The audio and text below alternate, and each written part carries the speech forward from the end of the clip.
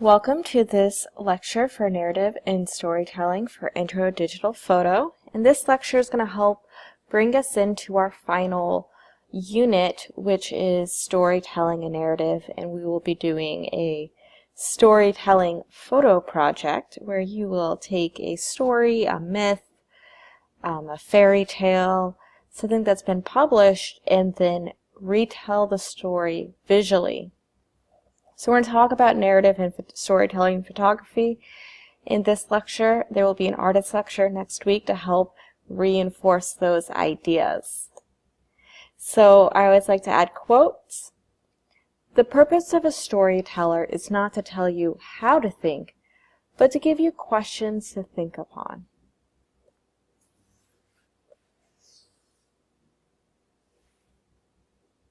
So you may have heard the term narrative photography. And narrative photography tells a story. Sometimes it's a series of images, sometimes it's a single image, which is considered narrative. They can be true, they could be false, they could be documentary, wedding, event, conceptual photojournalism. Those are sort of more industry type things you can tie these processes with. A lot of these can be editorial for fashion as well.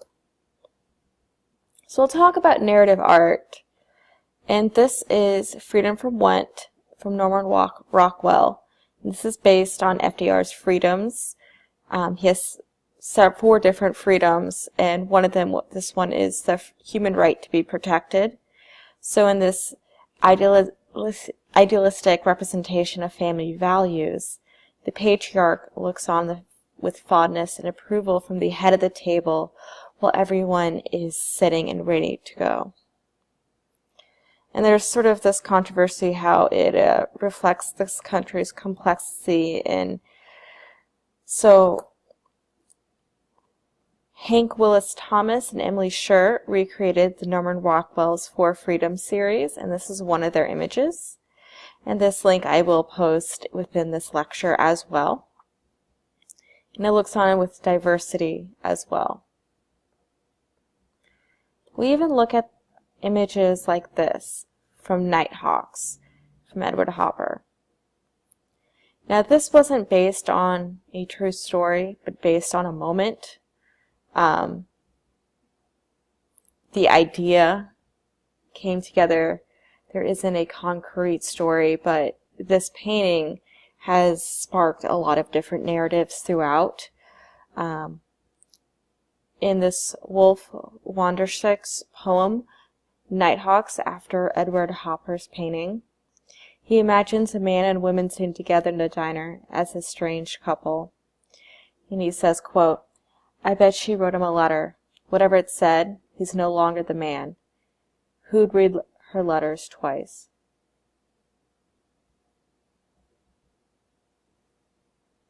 So what is a story? And think about yourself, ask yourself, what is a story? What elements may you have? A story is a depiction of a journey. In a story that we follow a character or a series of characters through a journey, an obstacle, while they pursue something against something that's uncertain. A story is a series of events we create or remember or imagine to tell ourselves what we need or want to hear them. A narrative, it's a spoken or written account of connected events. Sometimes there's false narratives, where we revised a storyline to create what we need, basically a lot in photography, in video, in painting.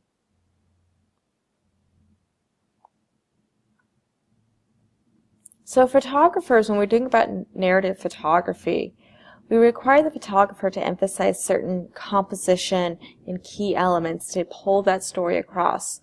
We're relying on visual images, sort of a collective story or collective points or feelings, shared history from the viewer. We're not giving text. Text is easy. We can read. But we're relying on sort of singular images. So these are images from Gregory Crutzen, and he works in small town America, but he works in dramatic and cinematic stories. He doesn't have a particular story for his photographs. He has an idea, very cinematic moment. These are a lot based on feelings and emotions, but not sort of a linear story. It's requiring the viewer to ask a lot of questions.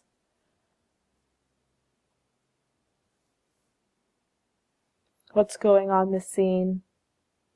And he works where everything is important and it's connected, and everything he puts within the frame is important. It's a choice.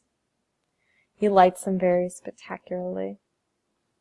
Robert Frank, so he uses narrative and storytelling because he got a Guggenheim Fellowship in 1955 to travel across the United States and photograph all strata of society. And he is not American, so he's coming into this as an outsider.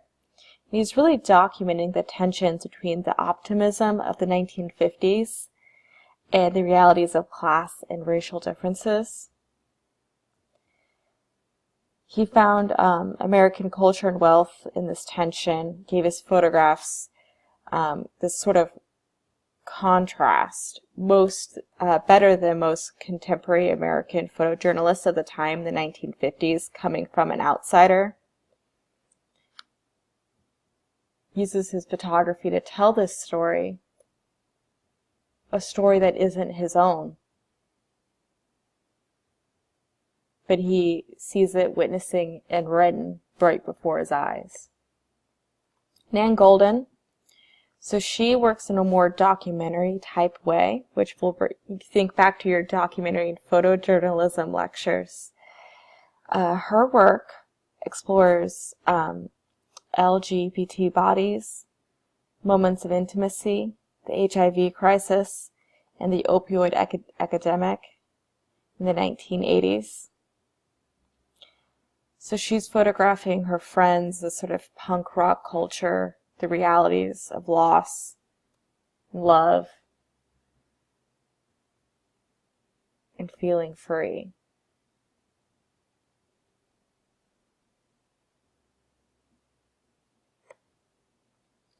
Justin Kurland, so she has very controlled compositions, everything that she's sort of controlling and composing in. And everything is staged. She's using models for this. But she's looking at danger, and she's looking at it through the lens of a teenage girl who is constitutionally imperiled by the virtue of her vulnerable sexual body. And there's a rich cultural history of adolescents who believe they're impervious to the rules of adults. And they put these women and the young in the center and how to handle these situations, the danger, the lawlessness, the menace that is power. And everything is staged. There's a very beautiful cinematic feel to them, kind of like an indie movie.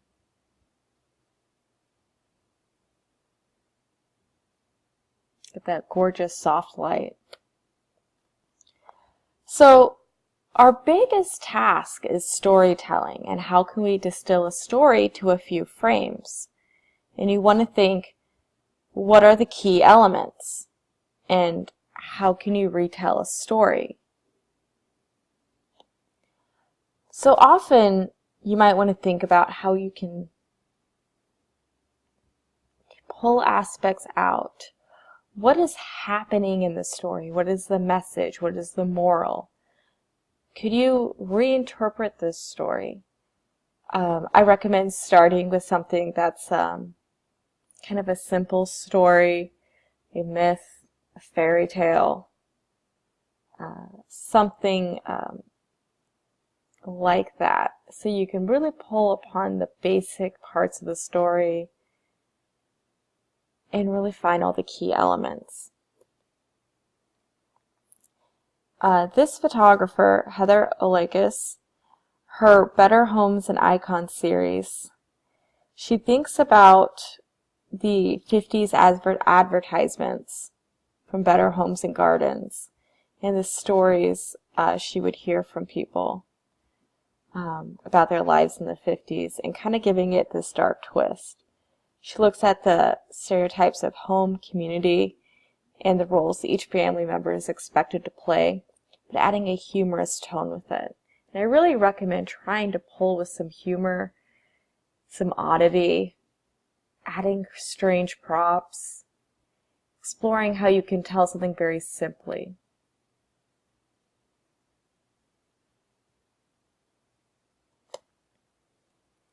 Anna Gaskell, so she looks at, in her series, where she looks at fragments of stories, and they kind of are like film stills. And in this series, she's looking at Alice in Wonderland, and she's really kind of pulling apart her story here.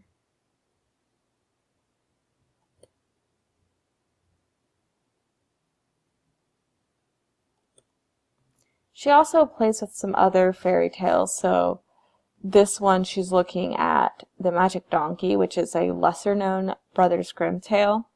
It features young girls alone in a Gothic mansion, creating a sense of dread and underlying sexual intrigue that takes from its impetus the tale of the young woman that's forced to hide beneath animal skins to hide from the desires from her father. So there's this, the name of the series is drawn from hide and seek, and there's this duality and tension here.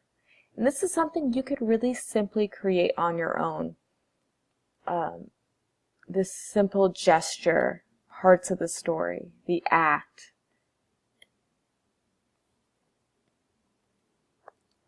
Laura Zinlega.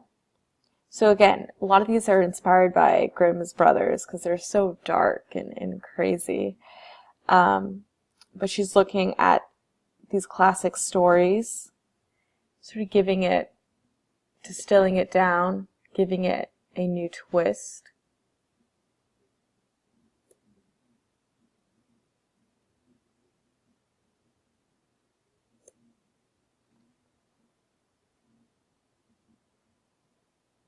Xavier Simmons. She looks at fiction and truth in her work and performance for the camera.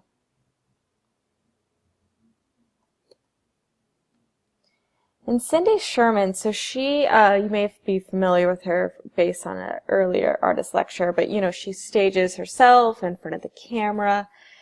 And this is in a not so popular series she did, Disasters and Fairy Tales.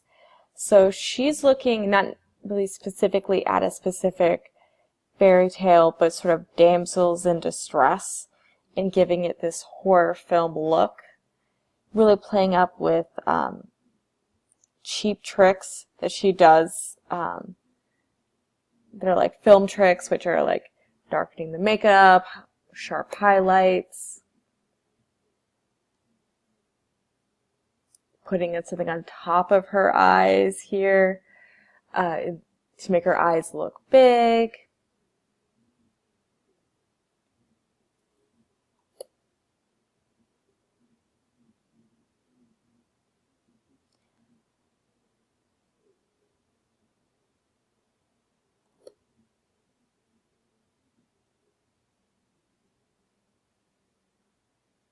And this could be a really fun part of building a scene and really having fun and playing around with what you can photograph. Ina Goldstein, so she looks at fairy tale princesses and some unfairy tale-like situations. So these are called Fallen Princesses, these series. And she looks at sort of everyday situations of fairy tales, fairy tale princesses.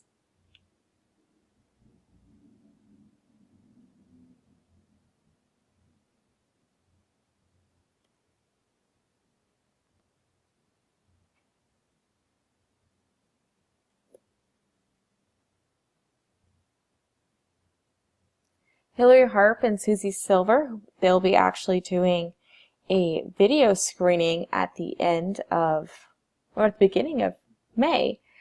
And they actually take, they create queer fairy tales, and so they create really lesser known fairy tales and reappropriate them into videos for LGBT children. And they're very fun, they're silly, they're great videos. They spend a lot of time on them. And I'll post the link for the video for you guys to check out. Look at some student work. And this is, the student was inspired by the yellow wallpaper. And really, the student was really interested in exploring self-portraiture, especially within the home domestic space. But thinking about how you can isolate certain parts of the story and even tell parts of the story without actually showing a figure.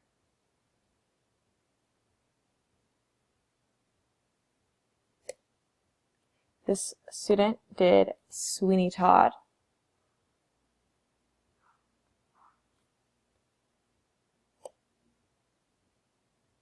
Sort of distilling it down to several frames and having fun and being creative with it, especially with the tones and the lighting. And I hope this was some great inspiration. There will be an artist lecture next week, and I hope you kind of get a few ideas going, and I'm excited to see your proposals.